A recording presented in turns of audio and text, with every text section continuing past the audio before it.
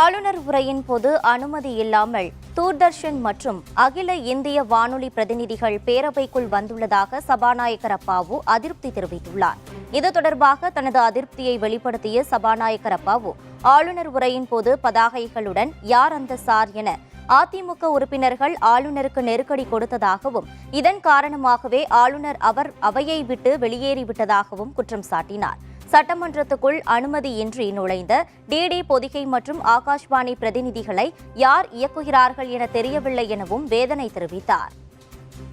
அவர் ஆளுநர் உரை பேசி முடிப்பதற்கு முன்னோ பின்னோ அவருக்கு இடையூறு செய்வதற்கு தவறு என்று சொல்லி நம்முடைய பேரவை விதி இருக்கின்றது.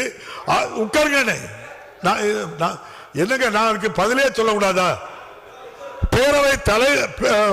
பேரவைத் தலைவரை அழைத்து வந்து ஆளுநர் உரையாற்ற எழுப்பும் போது நீங்கள் பதாதையோடு வந்து அவருக்கு எதிர்ப்பு காட்டினால் அது அரசுக்கு எதிர்ப்பு என்றால் நம்முடைய மாண்புமிகு அமைச்சர் பெருமக்கள் யாராவது ஒரு கருத்து சொல்லும் போது நீங்க எதிர்த்தா ரைட்டு. ஆளுநர் உரையாற்றிருக்காங்க, ஆளுநருக்கு எதிராக இல்ல நாங்க அப்படிங்கிறத வலுவா பதிவு பண்ணி நீங்க விரும்புற நீங்க பிறகு ஆளுநர் இருக்கும்போது பதாதையை காட்டீங்க. இல்ல உட்காருங்க, நான் முடிச்சிருந்தேன்.